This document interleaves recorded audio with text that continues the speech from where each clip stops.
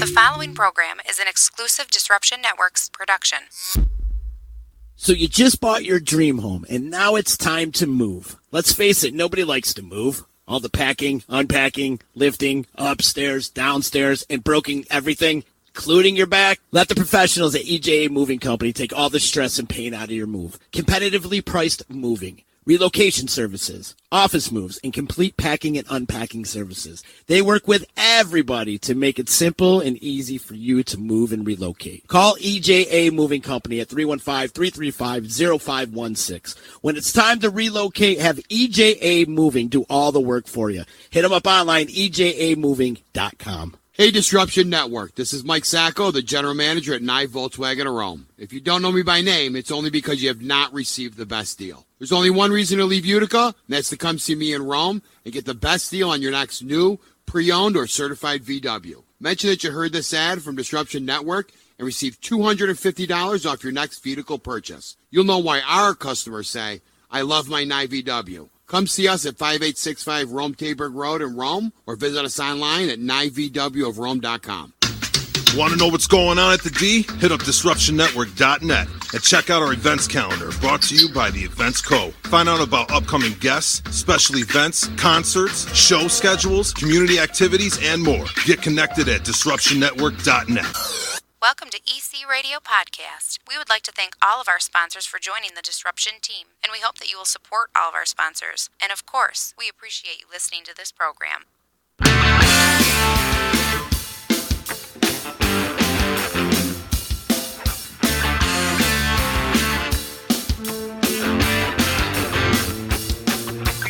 EC Radio, Disruption Networks. EC Radio, Disruption Networks. What's good, people? How are you? Hope you're enjoying your Thursday. Time to disrupt your afternoon. It's EC Radio time. It is time. I am fueled by Utica coffee today, that's for damn sure. Wake the hell up, that's what they preach on a daily basis. You can find our friends at Utica Coffee at wakethehellup.com. You can follow along on all Disruption Network social media platforms, and you're going to want to follow along today. If you're in Facebook land, too, make sure you click the share button. We've got a great guest on with me today, and my guest, as a matter of fact, created a counterculture that back in the late 80s defined my generation. It definitely did. It is one of the main forces, the driving forces behind the Seattle music scene from back in the day, which is known as grunge. As a matter of fact, my guest, Bruce Pavitt, coined the phrase grunge. He coined the phrase grunge. Bruce, welcome to the show. Are you sick of that term, by the way? Are you sick of the term grunge? You know, I'm so much for me. I really No, well, I'll never get tired of that word because it means it's paying the rent. So I'm all about it. That's why I'm on the show. I love it. I love it. Well, Bruce will be at MVCC on Saturday, November 1st with the Experience Nirvana show, which is pretty much it's a presentation slideshow. Is that correct? You go through the history of Nirvana on an 89 tour? Absolutely. The general theme is Nirvana and the rise of indie rock in the 90s. But in order to kind of talk about that, I look at the roots of Nirvana's success and the Sub Pop record label, which is the label I founded and the label that discovered Nirvana. And we do zero in on what I think is a tipping point in Nirvana's career, an event that a lot of people aren't really aware of. It happened on December 3rd, 1989. Sub Pop had a showcase in London called Lame Fest UK, Mudhoney, Nirvana, 2,000 people in Astoria Theater. And at that time, you might remember in the late 80s, if you wanted to become an international phenomenon, you really had to get the approval of the very, very powerful British music media. If you had the attention of the British press and the British radio, then you would get the attention of the American press and the American radio. So Nirvana is essentially went over the press at that time, and my book, Experiencing Nirvana, kind of focuses on that show and on that tour, and I'll be showing slides from that event. And I really do feel like it was a tipping point in Nirvana's career. Let's take it back from the beginning of Sub Pop. When you first started Sub Pop, did you have like a business plan? What were your long-term goals for Sub Pop? Yeah, well, that's an interesting question because I had none. Well, my short-term goal was simply to meet interesting people. Okay, and that's why creative people do creative things oftentimes, to not only express themselves, but to network with other creative people. And to show some light on the beginnings of the label, it actually started out as a radio show called Subterranean Pop in Olympia, Washington. And I was featuring indie music from around the country and a lot of records that most people didn't have access to. Right? It was just underground American music. So I started a zine essentially called Sub Pop, which focused on different regional scenes around the country. So by the time the label put out its first record in '86, I had put out a number of zines and had been networking and was very familiar with the whole kind of underground infrastructure in the U.S. And I knew the players. So when I started putting out records with my business partner, John Poneman, we had a lot initially because we knew how the system kind of worked, and it wasn't an easy thing to crack. Were you a musician yourself? Did you play at all? I did play a little bit, but primarily I've always more or less been a DJ, radio DJ, club DJ. So I've been more of a music enthusiast than a player, but I did play a little bit of guitar way back in the day, and it's something I don't really talk about publicly. So, how about the first band you guys signed? The first band you guys threw all your chips in on when you first started Sub Pop? Well, again, going back to the roots a little bit, the zine morphed into a cassette compilation. So I put out 3 different compilations featuring a variety of bands from around the world. The first record on Sub Pop was called Sub Pop 100. Mm-hmm. Again, it was a mix of groups. But there was really an emerging culture happening in Seattle. And so I wanted to take that record label, which was essentially a hobby. I wanted to take that record label and focus it on Seattle. And the first record that I put out was called Dry as a Bone by Green River. Grunge fans might know that Green River split into basically Mudhoney and then Mother Love Bone and then Pearl Jam. And the second record that was put out by John and myself once we kind of opened up the office and became a corporation was Soundgarden. And a pretty decent national buzz on Soundgarden by that time. Yeah, I'd say. I'd say definitely some great acts coming out of there, some legendary stuff. If you were to form a Seattle fantasy band, like you know how they have fantasy baseball teams and fantasy football teams, what would your fantasy Seattle band be? Well, that's an interesting, and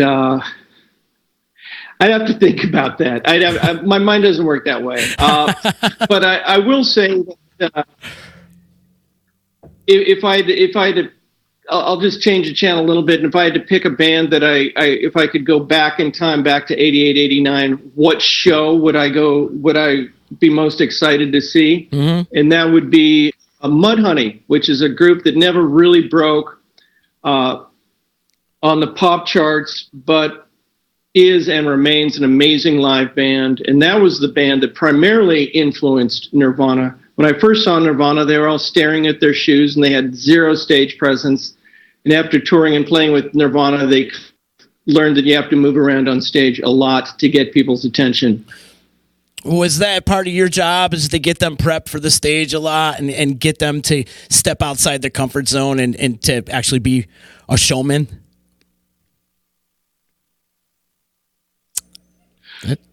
Well, one thing we did at Sub Pop was we tried to see bands that had decent live shows, and to really get them on the road, we wound up buying, I can't believe we pulled this off, but we actually bought a fleet of vans so that our bands could really get on the road. We had an in-house booking company, and we really felt that the best way to break the acts was to get them seen on stage. So the more they toured, the better they got. Yeah, for sure. Cutting your teeth, if you will. How about some unique promo ideas that you used to send to radio stations to get your bands out there? Did you used to send them like neat little gifts and stuff like that?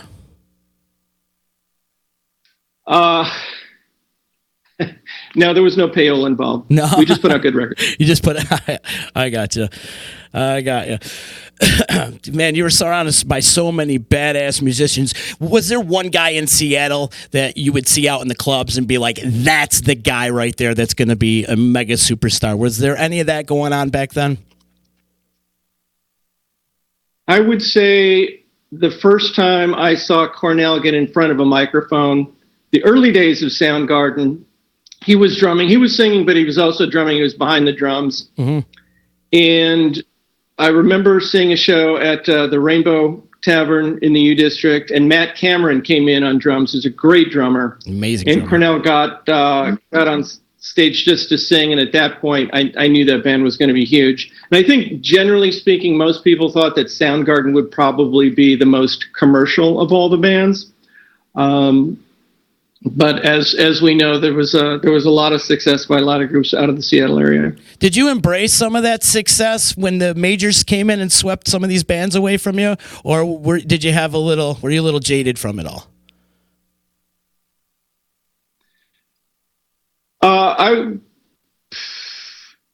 I will say that things got really difficult for the label when the majors came in and basically offered all the bands more cash. There was a mass exodus from the label, and it was a little challenging picking up the pieces and reconstructing the label. But there seemed to be a never-ending well of talent. We signed a group, for example, Sunny Day Real Estate, who helped kind of break the whole emo thing and sold hundreds of thousands of records. So we continued to do pretty good. But that was a little harsh when the scene blew up and the majors came in with their checkbooks.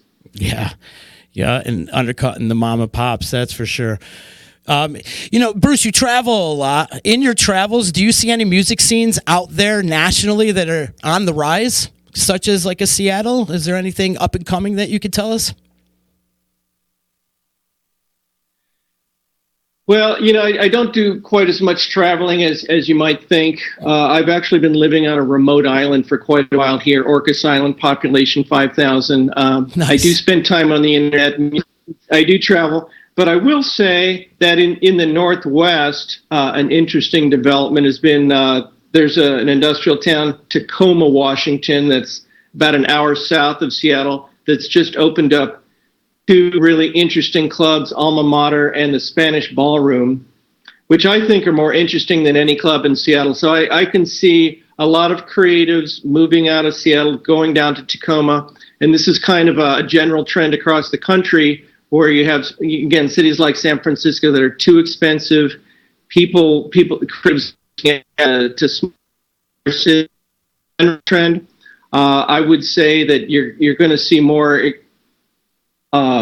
creative energy happening in secondary cities and smaller cities, because the bigger ones like Seattle and San Francisco, New York are just too expensive to live in.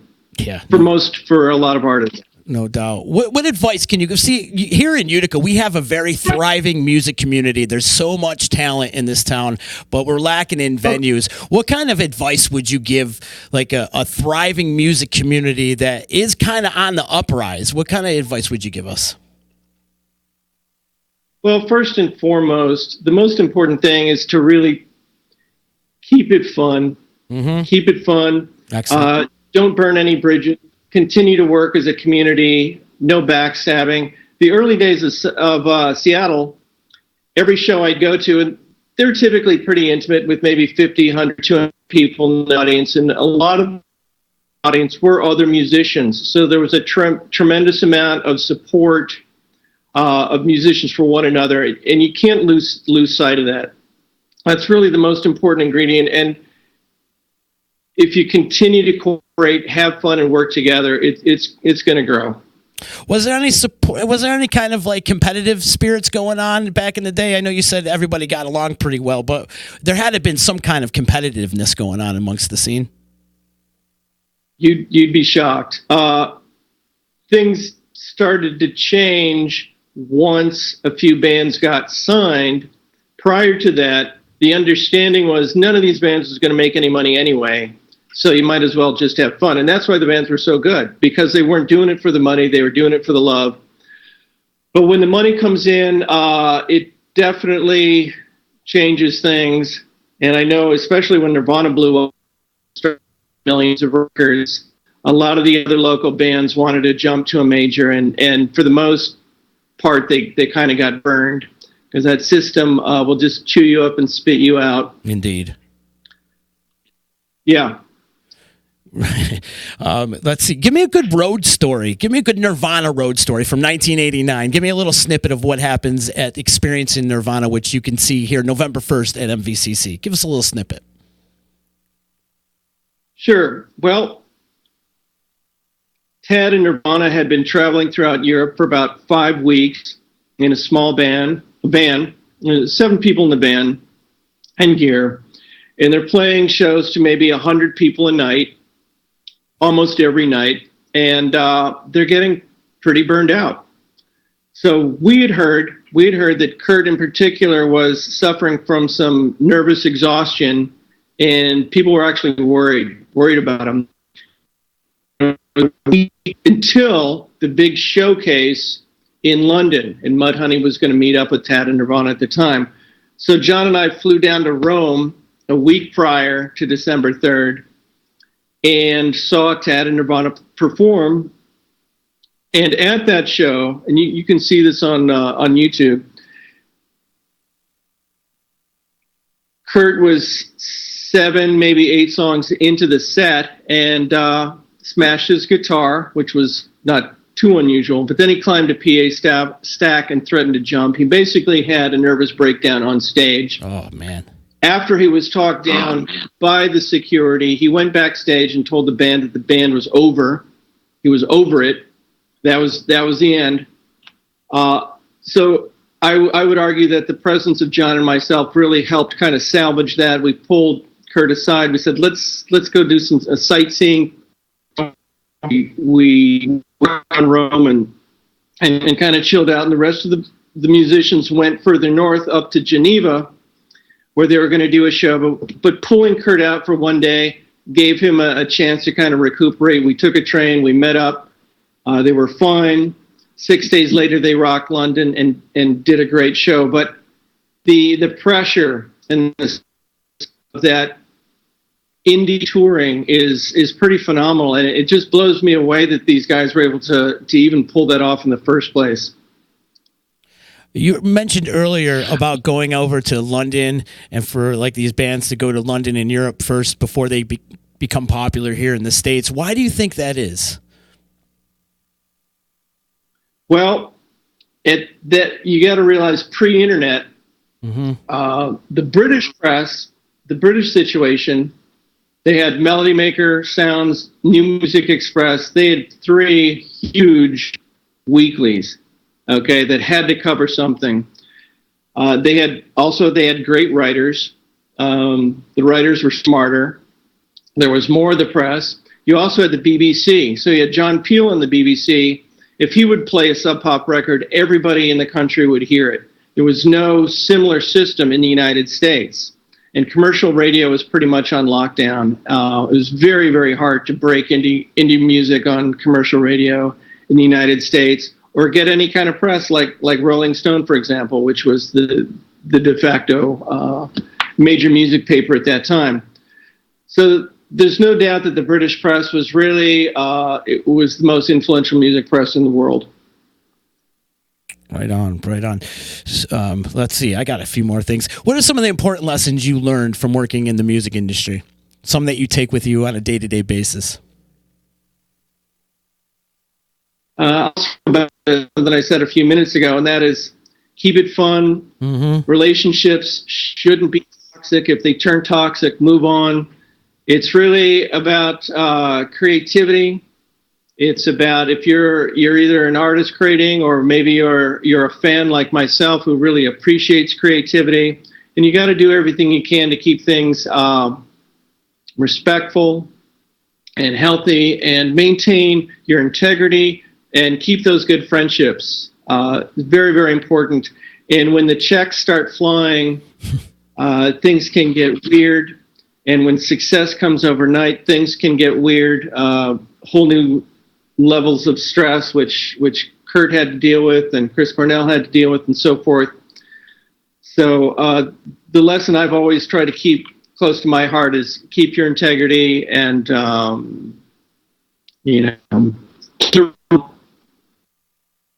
that's quality friendships and creativity. And maintain your mental health. I take from that as well, huh? And your good quality mental health comes out of that by maintaining good relationships, non-toxic relationships. Indeed. Bruce, are you a collector? Do you collect posters, albums, any of that? Well, I will say that for many decades I was a rabid record collector, and it was pretty nuts. I'm sure some of the listeners can relate. I spent most of my time as a teenager in record stores. I grew up in Illinois. I used to take the train into Chicago, go to Wax Trax Records. And there was a point in time where I had so many records that it would have taken me a lifetime to listen to them. And I started my own record store, I started my own zine, I started my own record label. And I got to a point, post Nevermind and all that, probably late 1990s, where I realized I just thought it was a little obsessive, so I kind of put the brakes on that. But I do appreciate history. I think archiving things is important, and I do have posters and photos and records and so forth. And this is what I attempted to do in Experiencing Nirvana. I pieced together a photo album of that tour. I also pieced together a book called Sub Pop USA, which is a collection of my zines and my columns. Because I do think history is important, and we need to share that stuff. Indeed. Do we expect like a Sub Pop documentary or maybe a mini docuseries in the near future?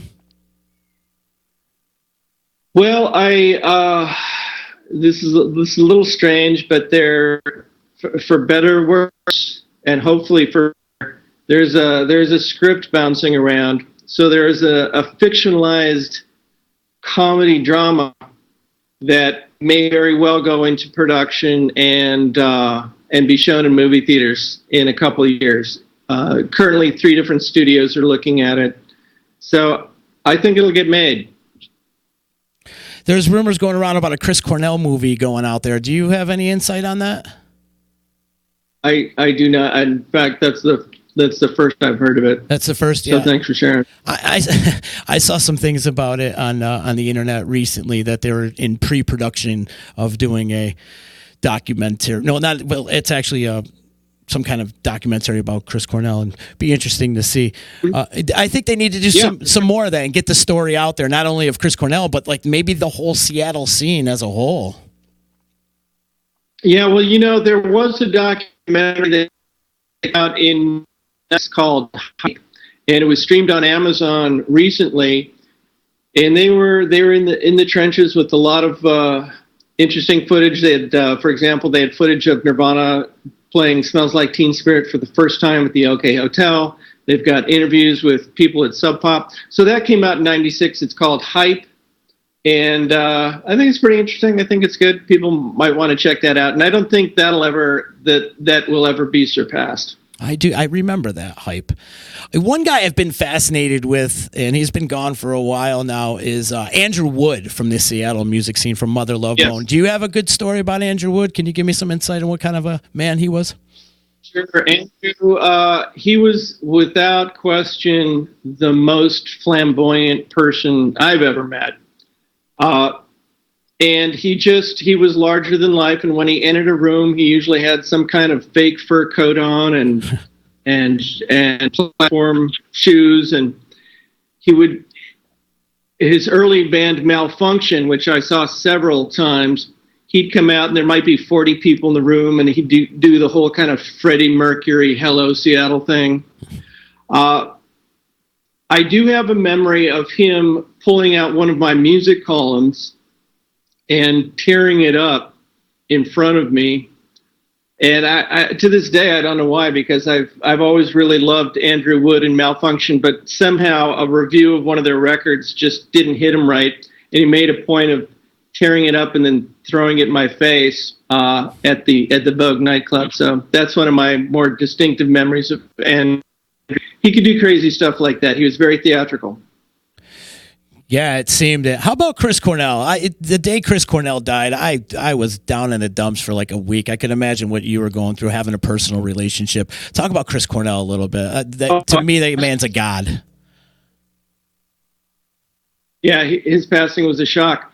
Just a little bit of background. I actually grew up with the guitar player Kim Thiel in Park Forest, Illinois. We went to the same high school. He used to hang out at my house and play air guitar with the badminton racket to Kiss Records. So I've known Kim forever, and he's the one who stepped up and said, "Hey, I'm starting a new band, Soundgarden. You got to meet my friend Chris." And where Kim was very verbal, he was a philosophy major in college. Chris was actually pretty quiet. He's pretty soft-spoken, pretty gentle spirit. But you could see there was intellect back there. He was a real smart guy. Otherwise, him and Kim wouldn't have gotten along. Kim was kind of an intellectual of sorts. So Chris was as everybody knows, he had an incredible presence. He was the one guy in Seattle that could have certainly moved to LA and become an instant rock star. He had the looks. He had 4-octave range. But he also had kind of a genius, He was a real poet. Johnny Cash covered Rusty Cage. My God, I mean, what bigger honor can you have? So he was also somewhat reclusive. So I didn't see him out at the shows as much as I did him. He was a little quiet, but he had an incredibly commanding stage presence, and it was a real blessing for me to be able to see those early Soundgarden shows again, where there's 50, 100, 200 people in the audience, and they were totally amazing. Another guy I got to ask about too is Layne Staley. I was a huge fan, still a huge fan of AIC to this day. Do you have any good Layne Staley stories for us to share? I got to say that Alice in Chains was actually, they were peripherally kind of part of what was going on, and I know that in the early incarnation of as Mookie Blaylock did some shows with them, but they were from the East Side, and I never met Layne. I did see one of their shows as part of a benefit concert, but I don't have a personal relationship with Layne, so I couldn't really comment. Very good, man. This has been great. You got any up-and-coming bands that you can tell us about? Anybody we should have on our radar? Well, I got to say that Sub Pop has recently released, recently issued a new album by a group called Clipping, which is best described as kind of noisy industrial hip hop, and it's just very different. I really recommend people go to YouTube and try and find some of their videos because they're really not like anything you've ever seen. So that's my hot tip, clipping. Clipping. All right, putting that on my radar. I'm definitely going to check this Check out. it out. So Experiencing It's Nirvana, different. it's happening on November 1st at Mohawk Valley Community College, part of the Cultural Series, and it starts at 7 p.m. on next Friday, November 1st, the day after Halloween. And you can see my guest, Bruce Pavitt, over there and talking about Sub Pop Records and Nirvana, Experiencing Nirvana from 1989. This has been a great conversation. How can people find you online if they want to follow up with you? Sure, just brucepavitt.com. Excellent. And you're still heavily involved with Sub Pop, or have you taken a little bit of a backseat to it? I am not heavily involved with Sub Pop. No. I'm simply the founder. I did exit in the late 90s, Okay. and I've been observing the culture, and I have been for many, many decades. So I know what's up with those guys. I do act as kind of an unofficial advisor, but I'm just chilling here on Orcas Island. That's awesome. That's awesome. Well, thank you so much for taking time out of your busy day to come talk with me. Also, got to give some love and respect out to my boy Joe Basie for hooking me up with this interview. And make sure you folks go out to MVCC next Friday, November 1st, and check out Experiencing Nirvana with Bruce Pavitt. Bruce, thank you so much for hanging out with me today, man. Thanks so much. Take care. Bye-bye. All right. Bye now. Bruce Pavitt, everybody. And that's going to conclude EC Radio for the day. So we are out. Thank you so much. I will see you next week. And I got to thank Utica Coffee for helping us out with this podcast, as well as my friends from Utica Hemp and Nye Volkswagen in Rome, and also EJA Moving Services. Thank you so much to all our sponsors. And I will see you next week. Thank you. See you later. And now it's time to move. Let's face it, nobody likes to move. All the packing, unpacking, lifting, upstairs, downstairs, and broken everything, including your back. Let the professionals at EJA Moving Company take all the stress and pain out of your move. Competitively priced moving, relocation services, office moves, and complete packing and unpacking services. They work with everybody to make it simple and easy for you to move and relocate. Call EJA Moving Company at 315-335-0516. When it's time to relocate, have EJA Moving do all the work for you. Hit them up online, ejamoving.com. Hey, Disruption Network. This is Mike Sacco, the general manager at Nye Volkswagen of Rome. If you don't know me by name, it's only because you have not received the best deal. There's only one reason to leave Utica, and that's to come see me in Rome and get the best deal on your next new, pre-owned, or certified VW. Mention that you heard this ad from Disruption Network and receive $250 off your next vehicle purchase. You'll know why our customers say, I love my Nye VW. Come see us at 5865 Rome Taberg Road in Rome, or visit us online at nyvwofrome.com. Want to know what's going on at the D? Hit up DisruptionNetwork.net and check out our events calendar, brought to you by the Events Co. Find out about upcoming guests, special events, concerts, show schedules, community activities, and more. Get connected at DisruptionNetwork.net.